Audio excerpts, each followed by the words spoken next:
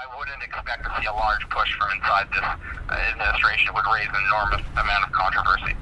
Now that the senator admits Congress has looked into this issue, what about government organizations that deal specifically with weather?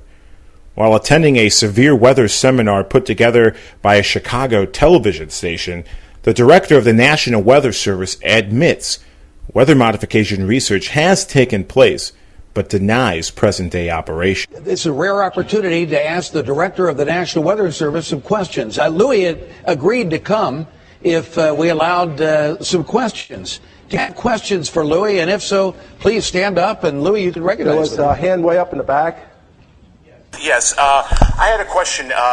With the high-resolution satellite image you're able to look at the National Weather Service, is there any way you could detect whether a weather modification experiment is taking place or cloud seeding? I know in Kansas and Northern California that takes place, and as well as Idaho. Is there any way you can see that in the satellite? And is there a way to communicate that to the public, or do meteorologists have a duty to tell the public about weather modification? Yeah. So I'm not aware of any cloud seeding that was going on for this. I can tell you that in the 70s there was a Project Storm Fury that people started experimenting with seeding hurricanes way out in the Atlantic. And at that point, there were two things that happened. First of all, they had a small sample size, so they couldn't really determine anything with any kind of statistical significance of whether they were having an impact or not. For those scientists so the second thing that happened was for those scientists who claimed they were having an impact, the areas that were subsequently impacted by those storms were ready to sue those scientists. That experiment was ended. So I know there's weather modification that's done under very controlled circumstances, especially out in the West, for water resource purposes.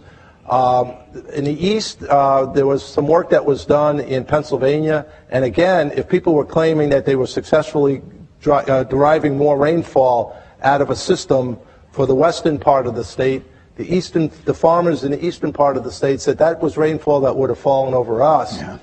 And then they started having that kind of battle within the state. And that ended. So it's a very tricky, controversial area, but in real time, we know of no one that was out there doing any kind of seeding. And my question is, I've looked at what they call HAMP, or the Hurricane Modification Program that Homeland Security has talked about, and I know there are actually electric companies like the PG&E, Pacific Gas and Electric Company in Northern California that conducts cloud seeding experiments.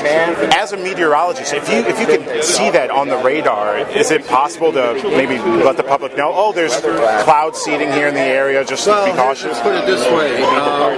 Cloud seeding now is done more by private sector, and they don't tell you when they're doing it because they consider it proprietary. Okay. So we do not factor in that type of activity into either our analysis or forecasting. We're just not even made aware of when it's happening. And it's mostly now focused in the western part of the U.S. for water resources. Right. But no, it doesn't play a role in our forecast process. And then I've looked at what they've called geoengineering or climate engineering, literally modifying the weather to prevent climate change. Do you think that's something that is going to be done on a research basis, or if it's done, it has to be stringently looked at? I really don't. First of all, again, if people doing that research, I'm not really aware of it, so I'm not even sure I can answer the question. I know that there are people who continue to talk about, they'll propose, like the nuclear, like Tom mentioned, let's set off nuclear explosions and we can destroy a hurricane. Right. Yeah, I've heard they talked about wanting to do like volcanic eruptions. Or send missiles and send tornadoes. Sent tornadoes. So what would you like? An exploding tornado? I mean, this could just make things worse. So we don't really. It's not enough. Yeah, the modifications I think are more. and this is not my center of expertise, but long-term modifications of environments by planting trees and changing slow modification of ecosystems in a responsible manner sometimes may over time Or not, help offset. or don't cut down the forest and south. They take in carbon dioxide. But you're talking about vast energy scales, so to make significant impacts on them. Right. Because I know there is conducted cloud seeding experiments taking place. Do you think that's more private corporations that are doing it for research purposes? I think cloud seeding is. I'm not that familiar, but I don't know of any government programs dealing in that. Okay. It's pretty much that was Like Project Sternflurry, like way back. Yeah. Oh, there's nothing like that. That's for sure. Is the director of the National Weather Service oblivious to the current day weather modification programs taking place? Or is he covering up a program that the public should not know about? In the end, I've come to find out that several forms of modification are taking place.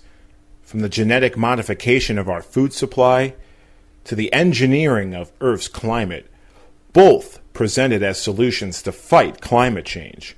Both may lead us into a situation we can't come back from.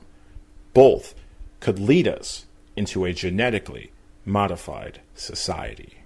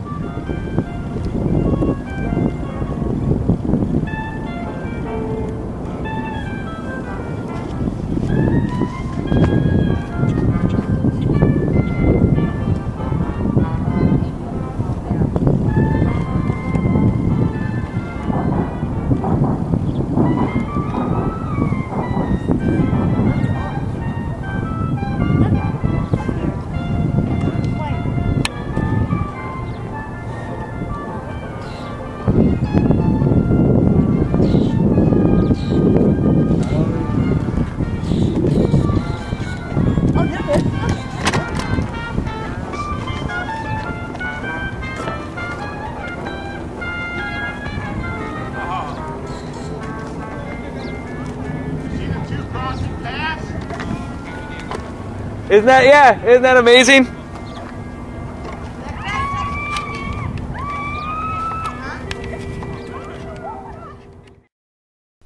Hey everybody, Dutchsinse here. 3:01 p.m. Central Time on Sunday, October 27th, 2013. And you just saw the clip. That was the director of the National Weather Service and the director of the Storm Prediction Center both using a 1970s example of weather modification gone wrong and then denying current knowledge of weather modification activities.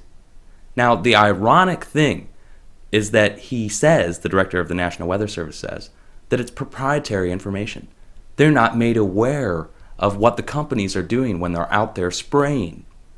Okay? Well, unfortunately, that's not accurate. Here's the NOAA weather modification form that must be filled out and submitted and approved before weather modification activities take place.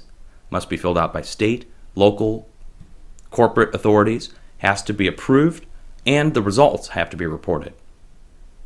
Okay, here's the form, corporate services, noaa.gov. You guys can click on it yourself. It'll open up a PDF. Here it is. It's for real. There's a form that must be filled out. Now that's just one step of this. We have the director of the National Weather Service also saying that weather modification is not effective. He says that when he's answering the question from the reporter that we sent, my viewers sent, Julio. We sent him all across the country to different weather modification conferences, forums, to record these things. And we have that documented in my must-see list here. And I'll put links down below for this so you guys can go check this out yourself. But each one of these conferences here, half-hour long, and you can listen to the NOAA and Idaho Power cloud seeding results presented by themselves. The same people that are saying that they don't know where they're doing it, here's their 2012 results from Idaho. Augmentation of snowpack for Idaho Power using silver iodide, spraying silver iodide. Okay? So why deny it? Well, we've got Michio Kaku, and I'll put a link down below to this as well. You guys can click on this here. It'll take you to a video just a few weeks ago.